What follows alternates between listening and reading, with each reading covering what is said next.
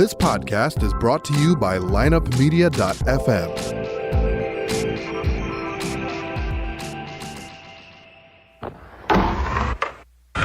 Because if you can tell me what your habits are, I can tell you what sort of a person you are. I can tell you what your future looks like. But like I always say, life is 10% what happens to you, it's 90% what you do about it. The people who are most effective in the workplace believe that their future is going to be bigger than their past. When people don't believe that their future is going to be bigger than their past, they begin to disengage. You're listening to The Circuit of Success, a podcast dedicated to helping you achieve success in every facet of life. Only on the lineupmedia.fm podcast network. Now, your host, Brett Gilliland. Welcome to The Circuit of Success. I'm your host, Brett Gilliland, and today I've got Drew Stoltz with me. Drew, what's up, man? How are you? Good to be with you, Brett. Thanks for having me on. Looking forward to it. Absolutely. It was good to have you. You know, I listen to your podcast and I listen to your radio show when I can. And so you've got the podcast Subpar. You've got the radio show on SiriusXM radio called The Gravy and the Sleeze, right? And yes, sir. So you guys are doing some pretty awesome stuff, man. So I'm excited to be with you today. We'll talk a little golf. We'll talk a little business, talk a little life. Sound good? I love it. I'm in for anything and everything, dude. All right, Let's man. touch all the bases. You know, you got the job where you're interviewing guys I like to watch every weekend. You just had Justin Thomas on your podcast, last week? I think week before you had Matthew. Yeah, we had Wolf. a little run there with South Florida boys. We had Justin Thomas, Ricky Fowler, Matthew Wolf there for a 3-week stretch. So that was a nice little run for us there. That's awesome. That's very cool. And isn't it, I mean, I would assume, I'm never around those guys, but I would assume it's pretty cool to hang out with guys that are at that level, I mean, in the sport, but yet they're still the same as you and I. They want to have a couple drinks and have some fun with their friends and then go play some golf. Yeah, it's an easy thing to forget when you see them on TV and they're they're coming down the stretch and they're kind of, in the zone more or less. You forget, that's kind of the goal of this whole podcast, actually, that we started. Like Colt and I, my partner who I do it with, we were lucky enough to grow up with a lot of these guys and know them before they became the Justin Thomases of today, or Ricky Fowler or Tony Finau's and these guys, right? And I'm like, man, there's so much personality that these guys have that really don't get featured in a typical golf broadcast, right? They come right off the golf course and it's the quick 2 or 3 questions, the cliche stuff. Like, how was your round? What'd you think about? What about the putter? What's your game plan for tomorrow? It's like, dude, that doesn't give these guys any room to run. Like nobody, Kevin Hart's not going to look fun, look like he's got much spunk being asked these questions. So that was kind of the whole thought process behind the podcast, was like, man, let's go to these guys who we know like to cut up and have a good time. And let's dig into some stories that people haven't heard before. Let's show them let's give them the opportunity to really showcase their personality, because so many of these guys have it. There's just not really a place for them to show it. And so that was kind of the deal with the podcast. We want to hit some serious golf stuff and get the information that the golf diehards are going to want to learn. But more often than not, the comments that I get from people after shows, like, man, what a cool story that this guy told. I had no idea. Or, wow, this guy was way funnier. I used to not like this guy for whatever. Now he's one of my favorite guys. So that's kind of that's kind of the goal of the entire show, is just to let these guys open up and see them as people, not just like the guy that's, hoisting a trophy at the end of the week. Yeah. And I think too, I mean, and I'm always fascinated with the history behind some of this stuff. So doing my research, I read that Colt, he gave you a buzz and said, hey, I got this chance with Sirius Radio. I want you to be on the show with me, right? You just said, yeah, cool. I'm 1,000% in. I mean, so for the person listening, when do you know you're ready, and how prepared do you have to be ready to make it happen? Yeah, that's a good question. So actually, that's how it shook out with Gravy and the Sleeze, and with Colt. That's how it got started. He was going through some injuries on the PGA Tour. I think he kind of saw the light at the end of the tunnel. Like, I don't know if I'm going to be able to do this long term and things like that. So he started looking at what's the next thing, and that's when he started talking with SiriusXM and things like that. But rewind about 3 years prior to that, right when I had gotten out of the game of golf, I played for about 7 years. Out of college, all the way from the lowest rent mini tours to the PGA Tour. I played events on all those and everywhere in between. And when I got out at the very end of my career, if you want to call it a career, I'm one of my close friends is Gary McCord. So he's a guy that lives in town here. We play a ton of golf together. He's almost like a mentor. Like, as much as he likes to play the jester and the funny guy, he's a really, really smart, really thoughtful dude. So he's the guy that I would go to all the time for advice, whatever. We just go grab drinks and just talk. And so I called him when I just had decided finally, like, I've had enough. I'm done. I called Gary and he's like, say no more. I could sense this was coming. Meet me tomorrow at the club. I want to sit down and have a couple of drinks. Done. So I went up there, sat with Gary, and at the time Gary said, here's what I want to do. I've been thinking about this for a while because I've kind of known you were, on your last legs out there. I want to do a radio show. Then I've talked to SiriusXM, and it's all a go. Here's what's going to happen. We're going to air on this date. It's going to be called this, and we're going to start doing it. It's like, let's get together, start brainstorming, start putting a show together. So I was like, oh my God, here I am one day out, of not playing golf anymore. And I got like a dream setup here with Gary McCord, one of my favorite people in the world. So he and I started brainstorming, coming up with shows, things like that. And we were all ramped up, ready to go. At the 11th hour, Gary McCord was with CBS at the time, and they kind of control the rights to what you can and can't do. So the way I understand it is they kind of put the kibosh on this deal and said, hey, CBS controls you, if you're not, when you're no longer with us, like you can do whatever you want, but as long as you're with CBS, we got our pick of what you can and can't do. Exactly. So 11th hour, he calls me, he's like, dude, I'm so sorry. Turns out this isn't going to work, but stay ready. There's going to come a time where we can do this. And so I'd already I don't want to say got my foot in the door. We literally never did a show, but I at least started thinking about it. And I was so excited to do it that when it didn't happen, I was pretty disappointed, but I went on to do other things in my, during this stretch of time, but I always looked back at I want to find a way to make this happen because I think this is something I'd really enjoy. And I think it's something that where I could really thrive. And so then when the opportunity came with Colt, I was like, yes, absolutely. I'm on board. And then that started, we were 1 day a week, 1 hour show. I mean, it was pretty much like a trial run. Let's see how this thing goes, right, with Sirius. And we had a pretty good run there the first year. We were able to get some guys on, do a little bit of the stuff I was talking about, like we do with the podcast, right? See a different side of these guys. And then boom, next thing you know, the next year, we're pretty much a daily show. We're on there 2 hours a day and we're rocking and rolling. So that's how it came to be. Incredible. Well, I just think it's awesome too. And I think that, you got to be willing to put in the work, right? Anybody can, no, I shouldn't say anybody. Let me back that up. People can get a show, but then it's actually doing something with it. But what I liked when I did my research, and it's like that, whether you're doing what I did and when I was 23 years old and starting building a financial planning practice and doing that now for 20 years, or if it's, running a podcast and now, I gotta send messages to guys like you and hope you respond. But it's that same thing you're doing, right? Is the people that are listening, it's putting in that work and that effort behind the scenes that nobody even sees to make you be successful. Would you agree with that? Absolutely. So when we first got our gig, our opportunity, I was like, this is a chance, this is an opportunity. We have to make the most of this. And I think you get a little bit, it can be confused. I don't want to say confusing, but it can be when you listen to the really good radio hosts, in my opinion, right? The guys that do really well, whoever it might be, Ryan Russillo, Van Pelt, Howard Stern, whoever it is you like to listen to, it sounds like they just turn on the mics like, hey guys, welcome back to the show. And it's like, they're just going and they're just freewheeling and they just sat down on the chair 2 seconds ago. And like, these are all, ad lib, right, train of thought type of deals. But if you look behind the scenes and peel that back, and in talking with some of the guys that I have a lot of respect for, like, how do you prep for a show? How do you map it out? What do you do? There's a lot of stuff that goes on behind the scenes and a lot of prep. And it's those guys that are so good that make it look like it's easy and it's just natural, but it comes with a lot of preparation. Like a Jim Nantz, for instance, on television, right? He looks like he could do anything. You could give him 12 minutes of dead air and be like, Nantz, fill it, and he'll be able to do it. But there's so much that goes on behind the scenes to get ready for that's the way you want it to be portrayed. It's like, this looks effortless, when in reality, there is a lot of work and time behind the scenes to make sure like it's mapped out and then things go smoothly. Yeah, you look at those guys, and I've seen some before, like a Joe Buck here locally in St. Louis, and you look at his notebooks, right? It's just note after note after note after note that takes a week to prepare for one game. And it's just, he knows more about that game than anybody. And that's why those guys are so good. It seems like it's just, off the top of the head, this is something he knows everything about. Well, 5 days ago, he might not have known anything about some of these teams. Like, same with the college analyst, like a Kirk Herbstreit, who's a good buddy of mine. Like, I've talked to him about how he preps. He's like, dude, we may do it. He's like, they're lucky because they get the big games, right? He's getting the marquee games every week. Right. But he's like, there's games when I was just starting this thing, I didn't know one player on either team. And I got to show up on Saturday and be like, here's the row coordinator. This is what they talked about this week. Oh, their backup quarterback's going to be, like, there's so many things it comes off naturally, but there's a lot of prep behind it. Yep. So what are you learning from these guys like the Justin Thomases of the world? I mean, I'm assuming you can sit back and kind of watch a guy like that and say, okay, here I am hanging at his house. I'm interviewing him. Then I'm going to interview Ricky before or after, whichever way it went. I can't remember. But then again, you see him on TV on a Sunday at the Masters or the PGA or whatever it be. What are you learning from those guys that you can share with our listeners that extra gear they may have that helps, whether it's on the golf course or in the boardroom?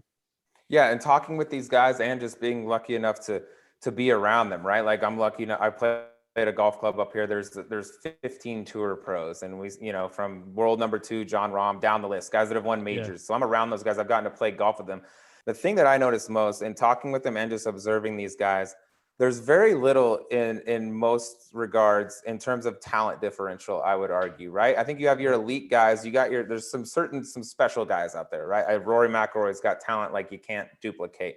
Dustin Johnson, some of these guys are just, you're not going to get, no matter how much you practice, they're going to have something that you don't have. Yep. But if you move past those top, call it 15, 20 guys in the world, from that point on, it's like these guys are more, you watch them on the driving range, you go play a few rounds of golf with them, there's not much that separates these guys, right? I mean, they can all hit it, they can all putt it, they can all chip it. Very little separates these guys in terms of like talent or skill set.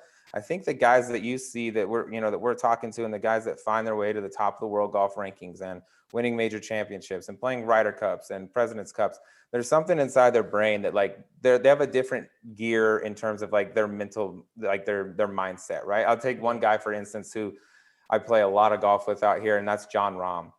He's a guy, he was world number 1 earlier in the year. He sits at world number 2 right now. But like, I don't care if you're playing John Rahm for $5 or if it's the Sunday of Augusta National, like He wants to rip your face off and stomp on it. And if he loses, it hurts him. You know what I mean? And like, and you just don't see that with that many guys. There's just a certain, I guess it's like a winner's mindset, you could call it, that like these guys are so driven that I think losing, pushes them to become as good as or failure, I should say, pushes them to become as good as they are, because golf is a game that can beat you up, man. No matter how good you are, you're going to have failure. You're going to have times where you're not playing well.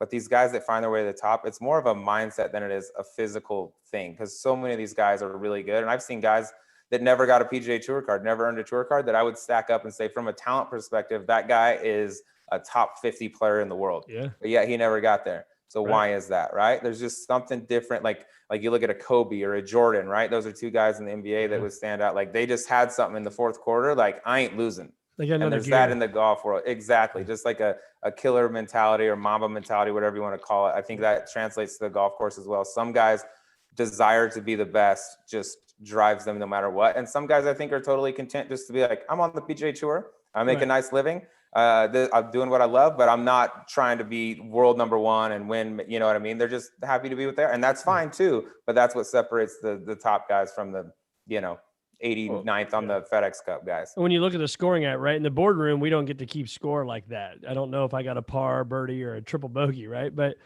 in the golf world, you do. And if you look at whether you're number 1 or the 150th best person on tour.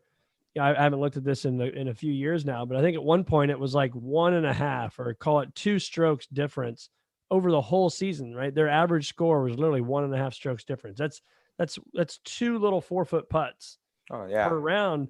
And yet it's millions and millions and millions of dollars.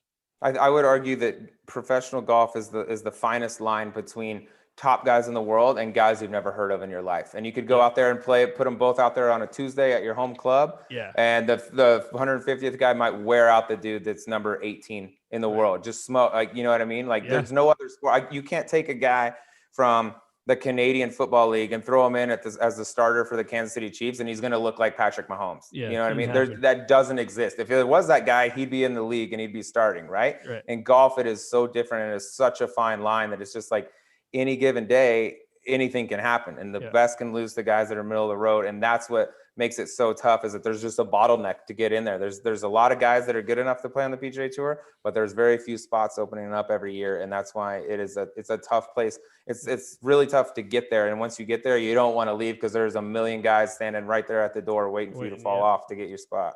Well, I always say too, and I'm biased. Me and my buddies will talk about this, but golf's the only sport where you got to earn your check every week.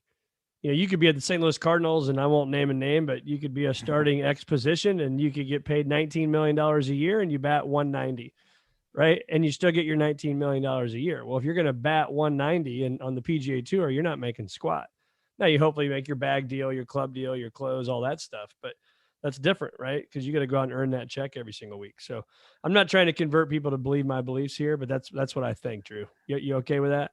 I'm absolutely, you're exactly right. I mean, that's the only sport where you get paid directly, I guess maybe tennis too, but Yeah. where it directly correlates to how well you do. There's no, mega deal. I can take a few years off and I'll try hard again once it's my contract year. I mean, how often do you see that, right? All he's the having a time. huge year finally. Oh yeah, it's his contract year. Maybe That's right. there's something to that.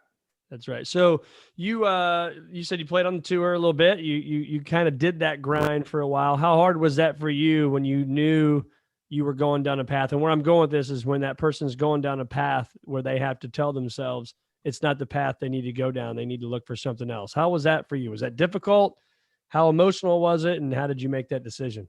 Yeah, it's a good question. It absolutely is difficult. And I think there's very few people out there. So I was 30 years old when I stopped playing. And for me, I put a hard stop on myself. I said, when I'm 30, if I'm not holding a PGA Tour card, or at least a full Korn Ferry card at the time, like I'm done, because there are young guys coming up. The year that I quit was the year that Jordan Spieth was trying to win the Grand Slam as a 21-year-old. You know what I mean? I'm like, who am I kidding, dude? I'm 30. I'm about to turn 30. Here's a 21-year-old kid doing things I never even thought about doing. Like I never wanted to be the guy. And I've seen him throughout the entire time I was playing. I don't want to be the 39-year-old guy at the web.com event who Monday qualified and doesn't have a card and doesn't have a career, is never going to make it, still kidding myself because he's too scared to go out in the real world and do something else, because golf is all he knows. It's the only thing he's ever done. But when you commit yourself, and really, I mean, my entire life from the time I was 12 is when I really started to be like, this is what I want to do, and I want to do this to the fullest extent. Every day, my life revolved around golf. And how do I get better at golf? When am I going to practice? What tournament? How am I doing? Going to see a coach, whatever it was, to all of a sudden to just flip a switch and say that no longer matters. That's a really hard thing, because all right, I would wake up the next day after I quit. I'm like, I'd feel guilty, almost like I should be out practicing. That's my mindset. That's what I've been my whole life. And I'm like, no, you shouldn't, dude. You should be trying to find out what's the next thing, because that no longer, and just putting that aside, it's a really hard thing. And you see it. And I didn't even have a big career. I wasn't like stepping off the PGA Tour or anything. It was just, I no longer am pursuing this as a profession, but it's still a hard thing to step away from when your whole life's been devoted to one thing, to just say, flip a switch one day, boom, that doesn't matter anymore. Well, now you're like the rest of us, man. You got an 18-month-old and you can't say, honey, golf is for work, right? I'm going to be gone for the next 6 hours, and go golf every day of your life. So are you getting out there much and enjoying it like the rest of us? Yeah, I get out there as much as I can. It's a little tougher with work and with an 18-month-old because, you got that's 24/7 with the baby. So if I'm not there, somebody's got to be there, and the stars kind of have to align for me to get out there. But when I do, man, it's so much more enjoyable, just because I'm the guy that, like, I don't take it too seriously, but I'm out there having cocktails. I like the music playing. I like to have a good time. And still, I want to compete. I want to gamble. I still get my fix, from that. Like, I have a heart. I don't think I can play golf. I show up to the golf course and just like, all right, let's play for some pride today. I like to have something on the line, because that's where I get my competitive fix from. That's right. But shockingly, I'm playing some really good golf when I do get out there. And I think a lot has to do with the fact that, like, I don't care anymore. If I hit a bad shot, I'm like, well, I'm supposed to. I'm supposed to suck. I don't play anymore. Whereas before, I was like, oh my God, dude, I'm doing the wrong things. I got to go to the range. I need to get my coach, whatever. It's like a weight off your shoulder. Yeah. Now you show up and hit a couple range balls, maybe, and go out to the first tee, versus before you had all your alignment tools out and you got to do this and do that. And need my hour, got to chip, got to putt, got to go over here. Now I'm like, if I can get out there and get 4 8-irons in before I walk to the first tee, that's a win. Right, you're lucky. Yeah. What do you think about betting on golf now, man? Isn't that stuff going live to where you start to see it on TV and stuff? Dude, it's coming, and it's coming in a major way. And I think golf is unique in the sense that once they get all this stuff figured out, I think you'll be able to see golf be the one sport where you can bet live shot by shot. So, like, fast forward, I don't know if it's a year, 2 years, 5 years, whatever it is, but final round of the Masters. All right, Rory and DJ, our first hole bet, does Rory hit the fairway? Whatever. Right. Yes, minus 200, no, even money, whatever. And you can bet that. Bam. All right, next shot. Who's closer in proximity to the green or to the hole, right? Rory, DJ, bam. And you'll be able to fire shot by shot, which is, like, as a guy who loves to gamble, that's fun. You know what I mean? I don't want to make a bet like at the beginning on Thursday, be like, will Rory beat DJ? And then have to wait all the way till Sunday to see if that plays out. Now I think you're going to start seeing people have the opportunity to bet live shot by shot, which is exciting. PGA Tour is going to make a bunch of money. Whoever they align with is going to make a bunch of money. It also opens up a little stickiness there with, all right, if dudes are out there betting big money on golf, and you can get on somebody on site and potentially skew things your way. Does somebody yell at the top of a backswing? Do they do some, what I mean? Like there's there's room for that to happen too, which I know the PGA Tour is exploring. But yeah, it's coming in a major way. That's a very good point. Yeah. You can't do that in football or basketball. Like, hey, go yell LeBron during the free throw. All right, well, there's 70,000 people doing it, but it ain't getting, you know what I mean? Yeah, exactly. Yeah, that's a very good point. I never thought of that.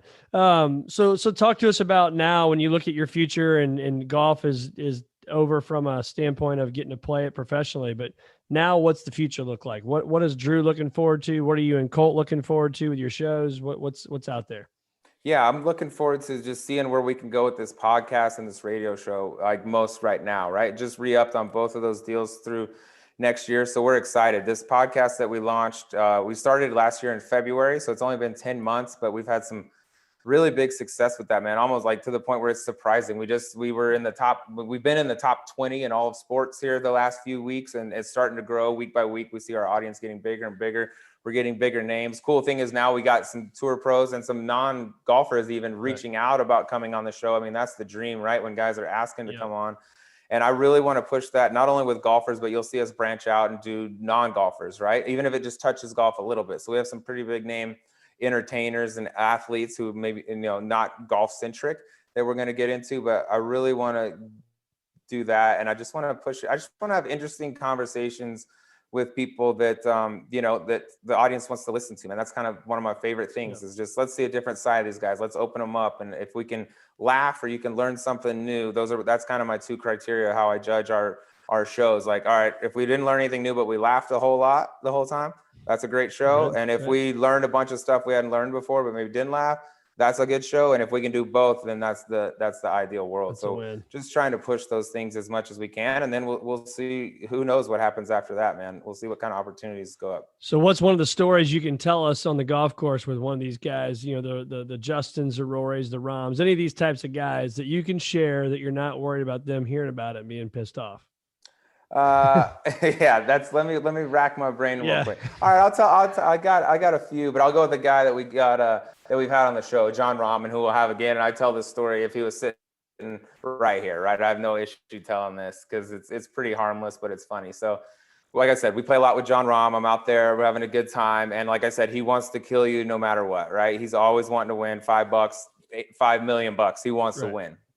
We're out there one day and, Rahm's not having his best day, and we're playing a little team game, and he's losing, and we're getting up there to 17. I think Rahm's are these guys giving you guys strokes? So I don't take strokes against the pros typically. Like sometimes if there's a team game and I need to make the team game fair, I'll take strokes to do it that way. But if I'm playing straight up against somebody, what I ask for now is no strokes. I don't want to go back and say, hey, I beat you, but I got 2 shots, right? I don't get any pride out of that. If any of my buddies are listening right now, please take note of this right here because I always complain about this. I'm like, this is ridiculous. Okay, great, you beat me, but I have to give you 5 shots aside or something. Yeah, like my dad can go out and beat me with the right amount of shot. You know what I mean? But it's like, I want to beat you. So that's my whole thing. So my deal now is typically I play all the guys straight up, but I want odds based on who you are. So Rahm, all right, dude, I'm 3-1 against you, bud. So it's my 100 versus your 3. Or all right, you over here, you're 2-1. And I like to do it on the tee too to kind of make fun of guys. Like, you're worse than Rahm, so you'll never be as good as. So I'm only 2-1 against you, like that kind of deal, right?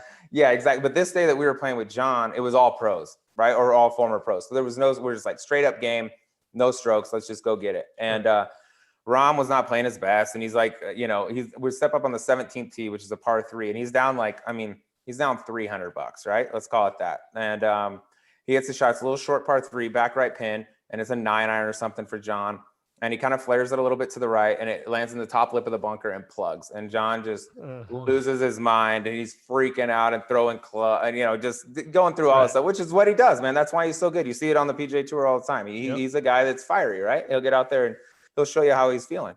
And he plugs it, and we're laughing. We're giving him a hard time, just kind of egging him on. I'm like, yes, lose it, freak, break something, all this type of stuff. And so he kind of gets over it.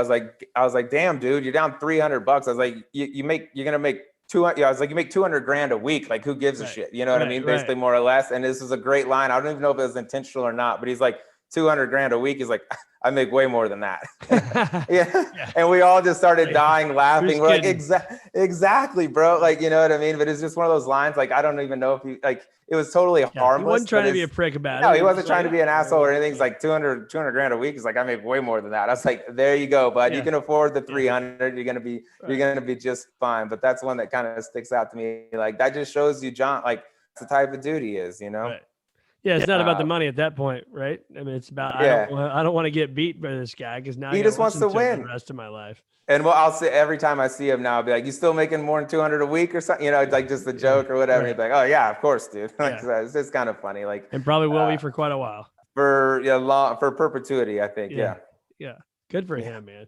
So when you look back on your career and the things you've done and the things maybe you wish you did and the things you wish you do going forward, what's some advice you would give yourself? If I could look back and talk to myself when I got out of college, I think the thing that I struggled with most that other guys were and this has been this way, I've been this way my whole life, is structure. I needed to manage my time better. I think I could have been way more efficient with my practice and not with the amount of time that I spent, because I was out there playing. I was a guy that always liked to play more than I liked to practice. I feel like that was the ultimate thing you're trying to do, is play good golf. So sitting there and hitting balls for 5 hours, like, that didn't do it for me. But I practiced a ton, but it was the way that I practiced. And hearing some of these guys as I got later into, you know, my playing days and how they're like, oh yeah, from 9 to 10, that's 100 yards and in. And then from 10 to 11, I moved from 100 to 125, and I play this type of game, and I can't quit until I hit this many within 10 feet. And then the next hour I take a 30-minute break, and then I come back and it's, you know, 130 to 160 shots, and I have to do this before I can leave. Then I go to putting, and I got to do, like, I didn't have, you know what I mean? Like, it's so structured in how they did things. It was way more precise than what I did. It was like, oh, I'm gonna go out and hit some, and then I'm gonna go chip, and then I'm gonna go play with my buddies, and then I might come back and hit some more chips or putts, and then I'll go home. But it was never like, it wasn't like a job. Like, if you have a job, you come in like, all right, I show up at 9 and this is what I have to do for the day. And then when I'm done with that, like, I leave. I didn't have that for golf. It was more like, let's show up, see how I'm feeling. And hopefully we'll grab a game with some of the fellas later on, gamble a bit. And that, I think you need some of that too. I don't think it can be all practice all the time. You need that happy medium, but I would have been way more structured with the way I spent my time on off weeks and even at tournaments too. These guys that I saw out there, I was like, man, like, that's pretty regimented practice routine. You know, I didn't have that. That would be the advice I would give myself. Yeah, it's good advice. I mean, I talk with our clients and advisors or whoever else, you know, just anybody really that will listen, is a 90-minute focus. So take that for a whole day, but take your 90 minutes and how do you start the first 90 minutes of each day?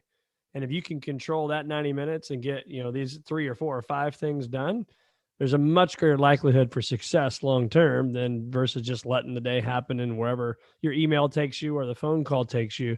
You got to have that structure. And so I think I heard one time, and I may be off of my math, but I think they said Tiger Woods said 80% practice, 20% play or something like that is what he did. Yeah, there's different ratios for different guys, you know, and I've seen guys be successful both ways. There's guys out Whisper Rock that are always practice. Martin Keimer is a guy that is, when he's out there, like, you don't see him on the golf course. He's on the back of the range and he's doing all kinds of stuff. And he'll be back on the putting green and you'll go off to tee off on number 1. And when you make the turn, he's still on the putting green. And then you'll go play the back nine. When you come back, he's on the chipping green. Like, he never plays. So he's a non-player. And then on the other side of that would be a Jeff Ogilvy, who's the guy who doesn't live here anymore. But when he did, I played tons of golf with Jeff. He was my favorite guy to play with on property because he was more like I was. He's like, I hate practice. As soon as I start practicing, I start tinkering.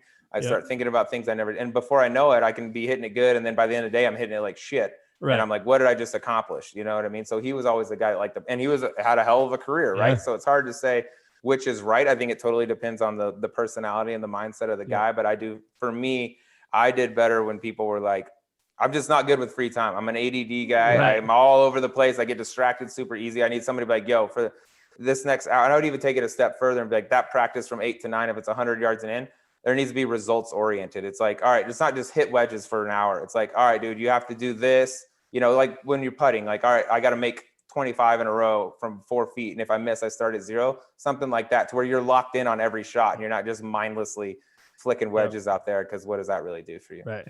So what advice would you have for the 10 or 15, maybe even the 20 handicapper guy? Maybe 15. Let's go 15. We'll go in the middle. I think the majority of your time, the two things. One, you need a go-to shot. It's so corny to say, but like you got to find a shot off the tee that you can hit over and over. I don't care if it's a 30-yard banana slice or if you're a guy that draws it and you aim right and you sling that thing back there. You need a shot that you can repeat. And I don't care if it's perfect or you're a slicer and you want to draw it, forget it. Just go out there and put the ball in play.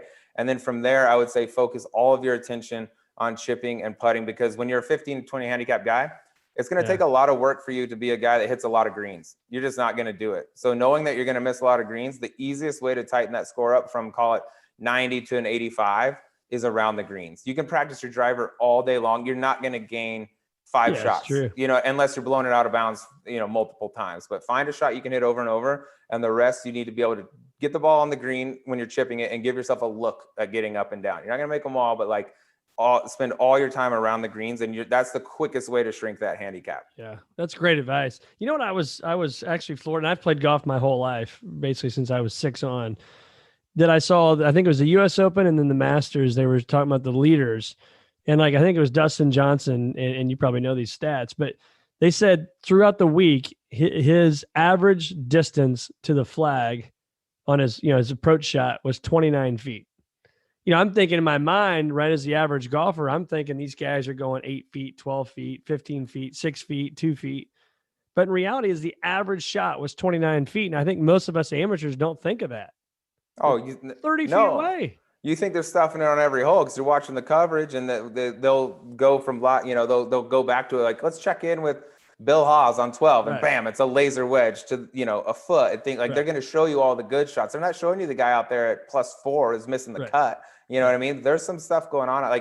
It's not as good. And even to elaborate on what you said, if you looked at even their wedge stats, you'd think 125 and in, these guys are hitting it within 8-10 feet every time. Right. It's just not the case. So as an average golfer, knowing that the best in the world who devote all day, every day to practicing that stuff are only hitting it that close, unless you have all that time on your hands and you're a big talent, you're not going to do that. So tighten up the stuff that you're going to have to do all the time, which is chip and putt.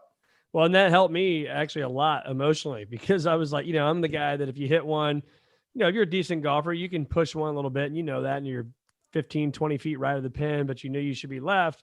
Well, then you're pissed off. Well, that affects the putt, or it affects the chip shot or whatever, versus just now saying, look, Dustin Johnson's winning the Masters and he's averaging being around almost 30 feet to the cup on his approach shots. I think I can be okay. Yeah. Lowering that bar a little bit and being okay with, putting for birdie. Right. Yeah.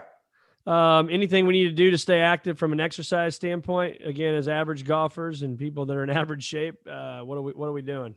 I think the number one thing, and I tell this to my dad or all my friends who are getting a little bit older, I'm just not as long as I was and things like that. I say, and it's an easy thing to do, it's flexibility. You do it's all flex. You don't have to, we've seen Bryson bulk up and become this animal, right? And he's hitting bombs, and that's cool. You can also look at Justin Thomas, who you can almost put in your back pocket. He weighs 140 and he's hitting bombs too. You don't need to be big. It's not like lifting and working out.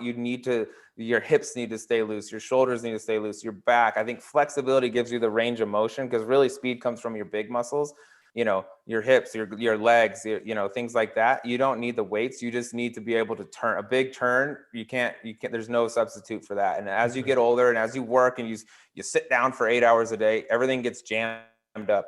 You just take time at night, 10 minutes, whatever it is, man, and just stretch, loosen everything up. That is the number one thing. That's why you see some of these older guys that being able to play so long into their careers now, because they understand that. But it's all, I would say, number 1A through 1C. As you get older, stretch your body, man. I like it. Just like Bernard Langer, right? Who he beat Bryson in the Masters, the round they played together. I'm like, how about that? Little David versus Goliath. 60 yards past him or whatever. Oh, it was a joke. Yeah, it was an absolute joke. Bernhard versus Goliath. Yeah. Yeah, that's incredible. Well, where do our listeners find more Drew Stoltz?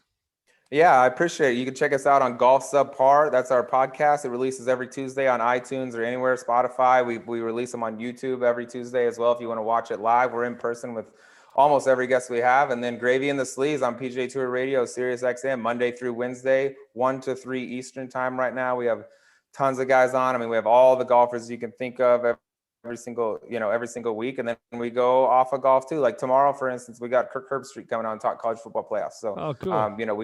We dabble in a little bit of everything, but those are the two spots where I'm most active right now. And actually I have a show coming out. Yeah, he plays a very little golf, which is surprising. He should play more given his job and the places he goes and things like that. He should play more. And then starting in January, I actually have a new show coming out on PGA Tour Radio with Gary McCord. So full circle, like we were talking about. We're going to have one day a week at nighttime. It's nighttime. It'll be a little different vibe, right? When you got the nighttime audience. So we'll be cutting loose, telling a lot of stories, but Gary McCord, he's awesome. He's a treasure in the golf world, man. So anytime you can get a mic in front of him, that's something to listen to. That's awesome. Last question for you. Who's the dream interview, man? Who you wanting to get on? Well, I'll tell you that I would give you two answers on that. In the golf world, there's no question, unequivocally, Anthony Kim. Anthony Kim. Wow. We want AK. We want him bad. I actually played college golf with Anthony. My partner Colt knows him well. So we have communicated with Anthony. He ain't ready right now to come out. He's kind of been hiding. He's like a myth now. He's like Sasquatch. There's sightings every now and then. You don't know whether they're real or not. But I'm hopeful that when he is ready to talk and kind of come back out, that we're going to get first crack at him. What's his message? Why him? Like, what's his? And I guess I don't know the story. His story is so unique, man. He came out as a young stud out of college and kind of lit the, pretty quickly lit the PGA Tour on fire. But he did it in a way that was so different. He's not your typical country club kid. He's not the, grew up like, he's got a little more street in him. He's got a little more hip hop R&B in him. Right. And there's the stories going around. That's one of the reasons we want to talk to him. He went out to the President's Cup in San Francisco and put a beat down on, I believe it was, Allenby or Appleby, Stuart Appleby, I believe. It was either Appleby or Allenby, one of the two. Anyways, and there was a comment like, I saw Anthony Kim coming in at 3:00 last night, twisted from the night before, and like there's stories about him partying, and then all of a sudden, as quickly as he rose, he had the big deal at the Ryder Cup where he beat Sergio so bad in the singles, he was gone, and nobody's heard from him. Kind of hard to.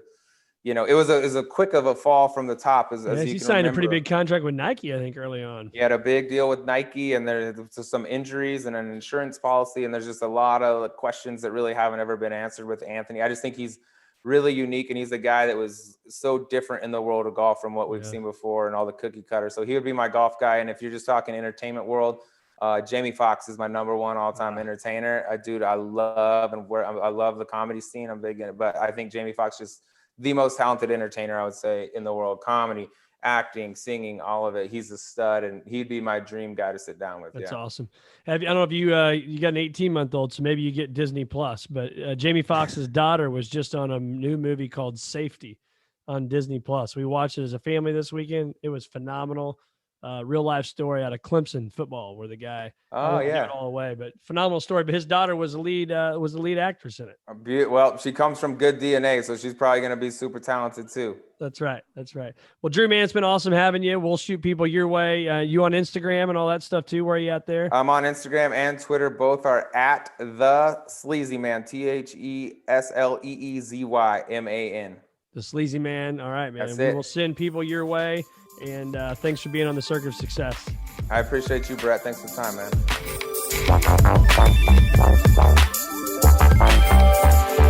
Tune in next week for another episode of the Circuit of Success with Brett Gilliland on the lineupmedia.fm podcast network.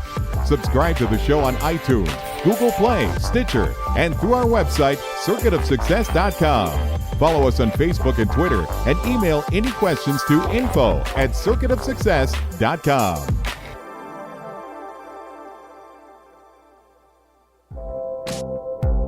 This podcast was a presentation of lineupmedia.fm.